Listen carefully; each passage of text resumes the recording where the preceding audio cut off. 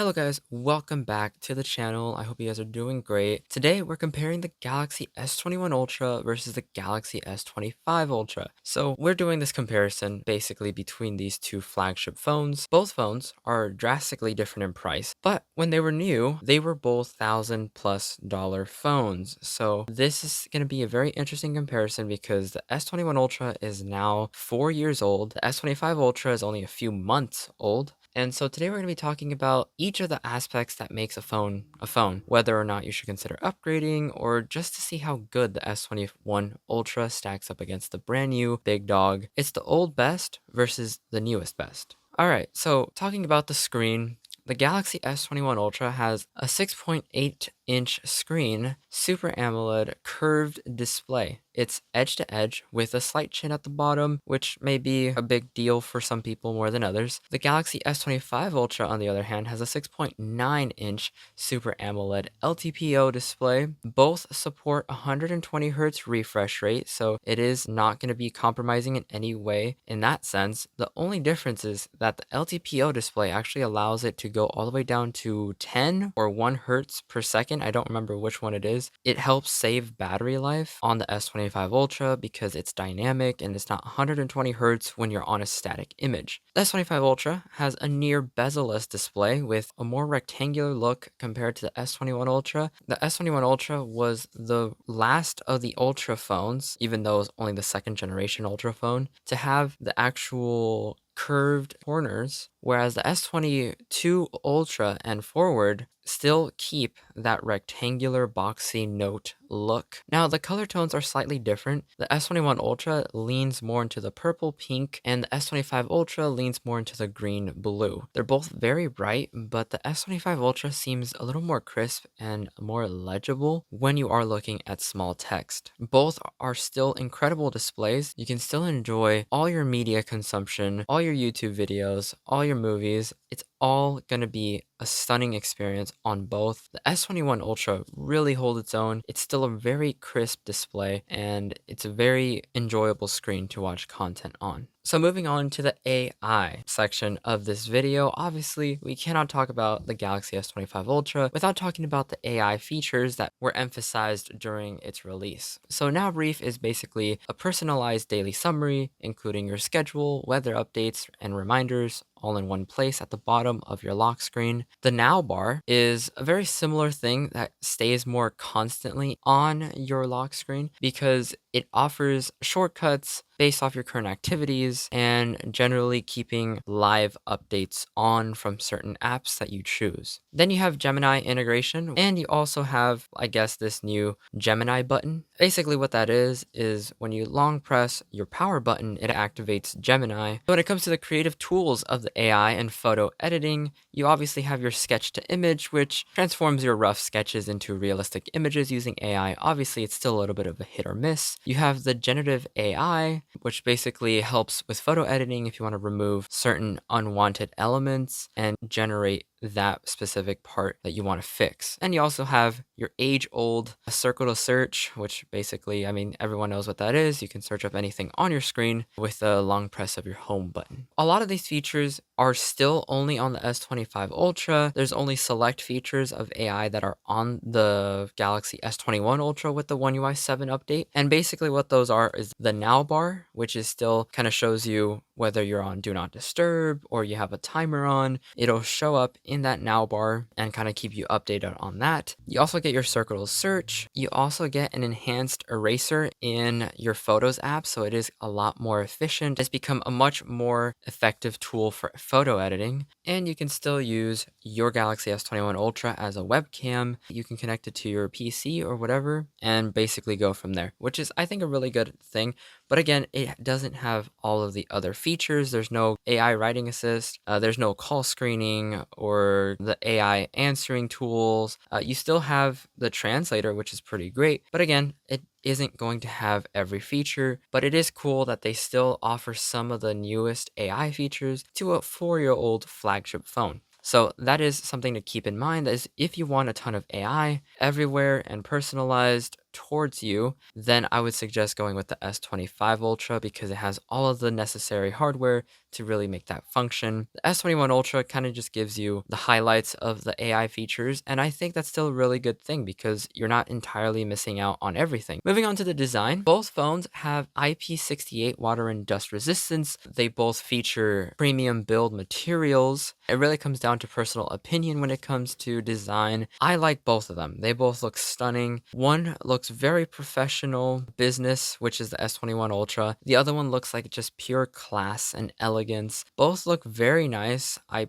really like both designs, to be honest. The curved body of the S21 Ultra just makes it really comfortable in the hand, but the boxy design of the S25 Ultra really enhances its premium build. It really just comes down to your personal preference because it's like comparing a Lamborghini Aventador with a Ferrari LaFerrari. You know, they have similarities, but they are not the same car. In this case, I like both of these phones. They both have a different aesthetic to them, but they both work really well. Moving on to the battery, both phones come with a 5000 milliamp hour battery, and the S21 Ultra may need a battery replacement at some point in its life due to age because batteries are one of the first things that really takes a hit on any phone. And when you do that, that actually kind of affects the water resistance. So that's something to keep in mind that if you are planning on picking up one of these used or semi-used, eventually it's going to need a battery replacement if it's something that you're going to keep long term. Specifically if you buy it used, like secondhand,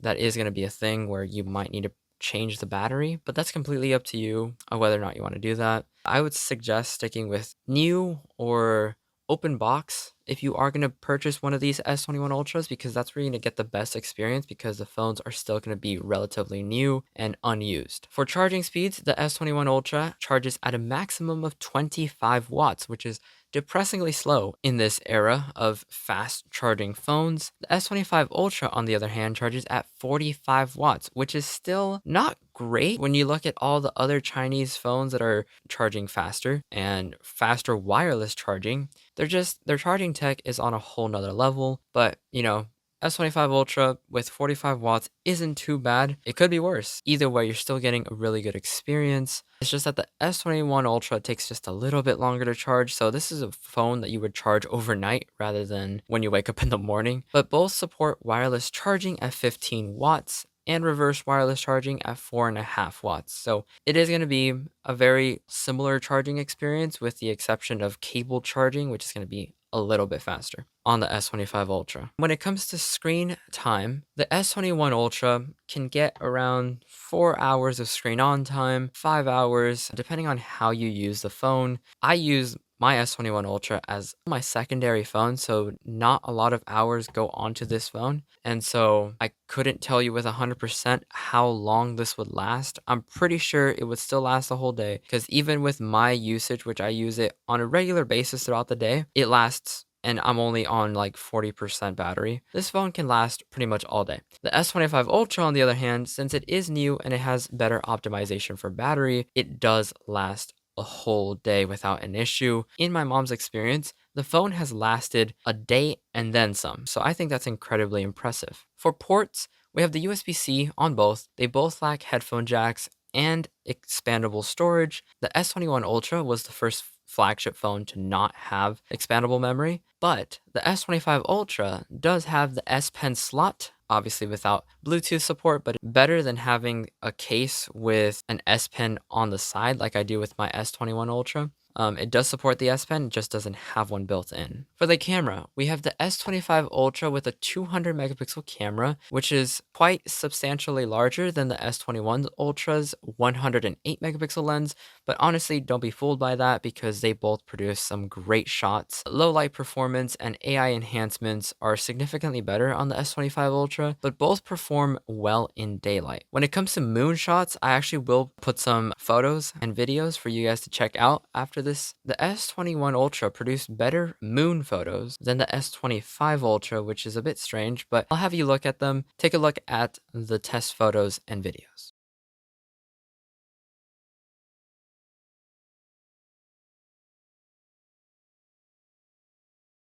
Performance. The S25 Ultra has the latest chipset and GPU delivering flagship level performance. The S21 Ultra still handles daily tasks and even gaming like Call of Duty very well. I mean, I play it all the time and I never really have any issues with it. It may struggle with more demanding tasks like video editing or performance heavy tasks such as that. Performance in camera processing is a lot better on the S25 Ultra. The S25 Ultra takes photos just as quick as an iPhone, which I've tested in the previous video, I believe. And it's incredible just to see how much that has been improved. But again, the S21 Ultra, it's still not bad. It's just slower, just a little bit slower. But you can get away with it day to day. It's not that big of an issue. And multitasking will obviously be better on the S25 Ultra.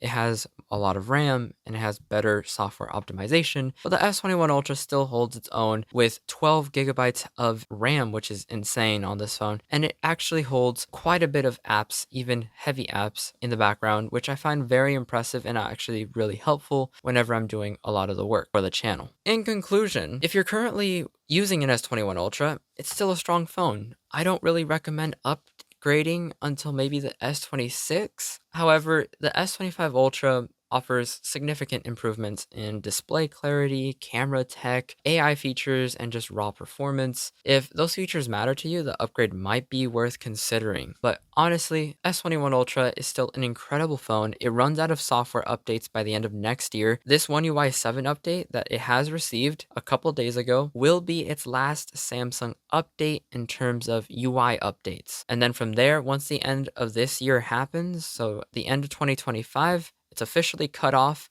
and will only receive security updates until the end of 2026. So you can still keep this phone throughout the rest of the year and even into next year and maybe upgrade to the S26 Ultra or the S27 Ultra depending on not only, the phone's life but also your budget. S25 Ultra is clearly a better phone, but the S21 Ultra is not a bad phone. It's just not as good as the new one. So that's it for this video. Let me know if I missed anything. Let me know in the comment section what else you want to know about these two phones, and I will gladly answer. Thank you so much for watching. I apologize for the delay in this video because it took so long to get everything together, and I had a lot of things going on with school and work, so sorry about the delay on this video, but it's out. Enjoy. I'll see you guys in the next video. Till then,